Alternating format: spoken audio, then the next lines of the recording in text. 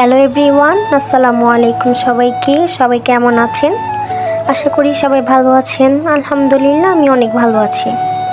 আজকে আমি চিংড়ি মাছ দিয়ে লাউ দিয়ে রান্না করব। আর আজকে আমার রান্না করতে একদম ইচ্ছে করতেছিল না। তো যেদিন দেখবেন ভালো না লাগে সেদিন আপনার রান্না করতেই হবে। যেমন হচ্ছে অনেকগুলো তরকারি রান্না করতে হবে বা কোনো কাজ থাকবে।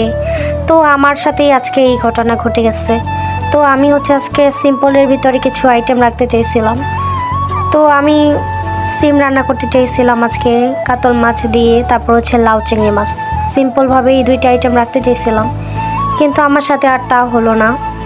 তো আমার হচ্ছে দেখতেই পাচ্ছেন রান্না হয়ে গেছে। তারপর হচ্ছে জামাই হঠাৎ করে হচ্ছে এগুলা পাঠাইছে। বলেন কেমনটা লাগে তখন? এই যে আমি তরকারি কেটে নিয়েছিলাম, রান্না করব মাছ দিয়ে, বাজার নিয়ে আসছিলাম। তো তারপর হচ্ছে ও পাঠাইলো সন্ধ্যাবেলা যেগুলো রান্না করবো রাতের জন্য।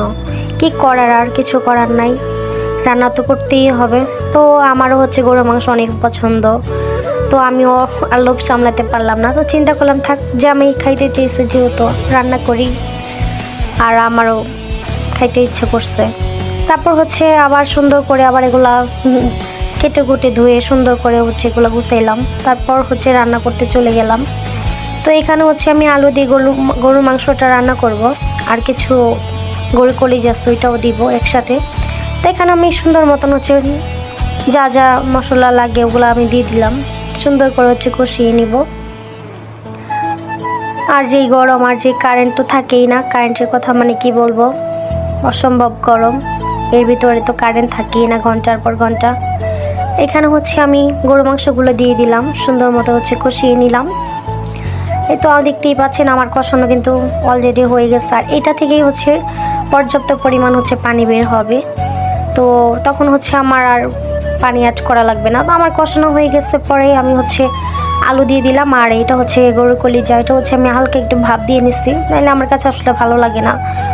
তারপর হচ্ছে আমি কষানোর পর হচ্ছে পরিমাণ মতন পানি দিয়ে দিলাম।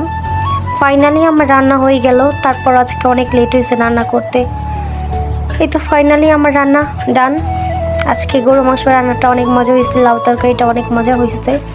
যাই হোক, আমার ভিডিওটি ভালো লাগলে অবশ্যই লাইক, কমেন্ট, শেয়ার করবেন। সবাই ভালো থাকবেন। আল্লাহ হাফেজ।